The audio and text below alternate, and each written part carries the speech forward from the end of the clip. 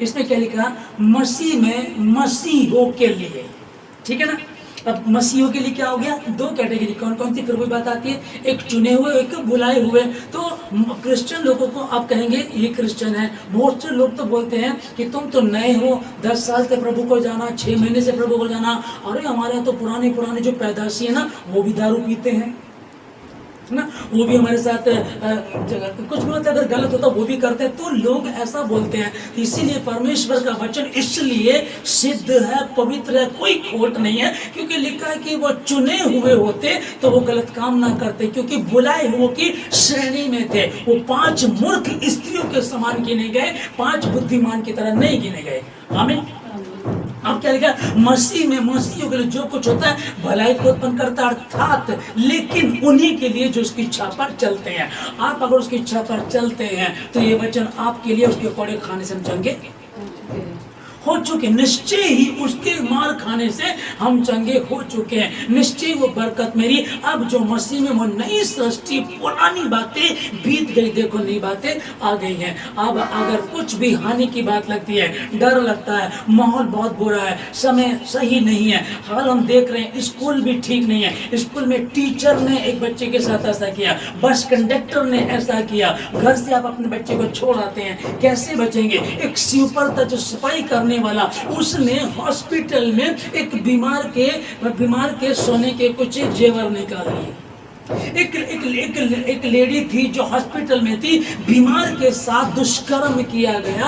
आप बताइएगा कि हॉस्पिटल में हम सेफ नहीं है, हमारे बच्चे स्कूल में सेफ नहीं है, सड़क पर सेफ नहीं है, हम कैसे बचेंगे, कहाँ जाएंगे, क्या होगा। ये तो बड़ी दिक्कत वाली बात हो रही है।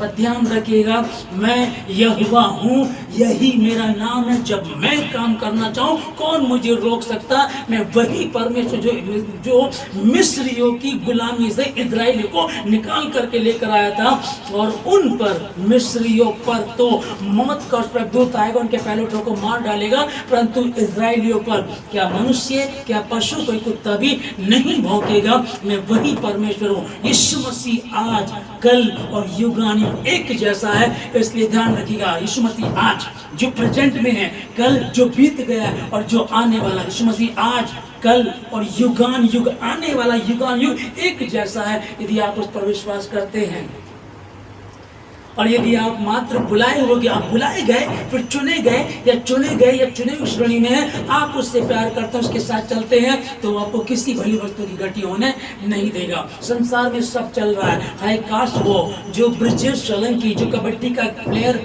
था बेचारा, जब अगर वो इंजेक्शन लगवा लेता तो ना मरता। आप मसीह में, अरे काश हमारे साथ ऐसा कुछ ना हो जाए। डरना मत, चिंता मत करना। अगर अनजाने में हो गया, लापरवाही भी कर दी, चिंता मत करना। दुनियावी रीति में आपने लापरवाही कर दी, इन बातों में फर्क नहीं पड़ता। बस मसीह के साथ रहते हुए लापरवाही मत करना, मसीह के साथ ईमानदारी में बने रहना, उसके वचन को आधार देना। 7वां दिन मिला भले तंबू में आना, वचन को पढ़ना, प्रार्थना करना, उपवास रखना। जब आप ऐसा करेंगे तो निश्चय ही वो परमेश्वर तुम्हें संभालेगा, बचाएगा। उसका वायदा, ना तुम्हें छोड़ूंगा, ना ही त्यागूंगा। इसलिए ध्यान रखिएगा कि मेरा परमेश्वर महान है, मेरा परमेश्वर सर्वशक्तिमान परमेश्वर है। मैं प्रार्थना करता हूँ मेरे प्रभु जी, यदि कोई भी इन लोगों में कोई कमजोर है तो आपके बाद और मजबूत बने। क्योंकि कई बार लगता है कि अरे वो जो ब्रिजेश सोलंकी है, जो कबड्डी प्लेयर है, था जो बेचारा, उसने रेबीज का इंजेक्शन लगा लिया होता तो अच्छा होता। अगर नहीं लगाया तो गलत हो गया। हमारे फोकस देखिए कहाँ चला गया। हर किसी का सोशल मीडिया पे वही बात घूम रही है, हर किसी का वो यही कह रहे होंगे, वो यही बात सोच रहे होंगे। लोग सोच रहे होंगे अब के बाद या तो डॉगी को हाथ नहीं लगाना, और लगाना है कुछ हल्का सा हो जाएगा तो हम तुरंत इंजेक्शन लगाएंगे। लोगों का फोकस कहाँ, उस एक चीज पे, और शैतान उधर उलझा करके दूसरी तरफ से वार करेगा। जैसे चोर करता है, सामने से आता हुआ दिखाई देगा एक बंदा, लेकिन पीछे से 50 आ रहे होंगे। एक बीमारी पे आप फोकस करेंगे, इससे अब हम बच जाएंगे। हम डॉगी नहीं पालेंगे, यदि काट लेगा तो रेबीज का इंजेक्शन तुरंत लगवाएंगे, हम बच जाएंगे। यहाँ से तो बच जाओगे।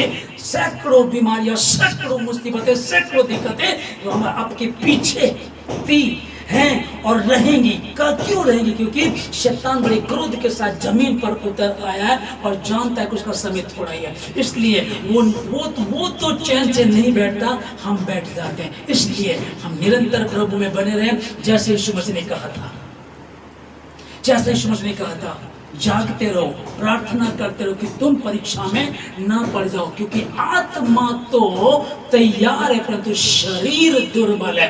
आत्मा तैयार है, जो शरीर की दुर्बलता है हमें उस पर फोकस करना, उस शरीर की दुर्बलता को दूर करना है। उस शरीर की दुर्बलता को दूर करेंगे तब हम उस आशीष को पा सकेंगे। मैं यीशु मसीह के नाम में आप लोगों को आशीष देता हूँ, आशीष देता हूँ यीशु मसीह के नाम में। रोमियो 8:28 यीशु मसीह के नाम में आपके जीवन में पूरा हो। मसीह में मसीहियों के लिए जो कुछ होता है भलाई ही को उत्पन्न करता है, अर्थात उन्हीं के लिए जिसके इच्छा के अनुसार चलते हैं, उसकी इच्छा के अनुसार बुलाए गए। आप वही हो यीशु मसीह के नाम में। अब कुछ भी होता रहे चिंता मत करना, बस मैं अपनी आंखें पर्वत की ओर लगाऊंगा नहीं, सहायता तो मुझे यहोवा की ओर से मिलती है। मैं निरंतर उसे देखती रहूंगी, निरंतर उसको देखता रहूंगा, क्योंकि यदि वो मेरे पक्ष में तो मेरा विरोधी कौन हो सकता है।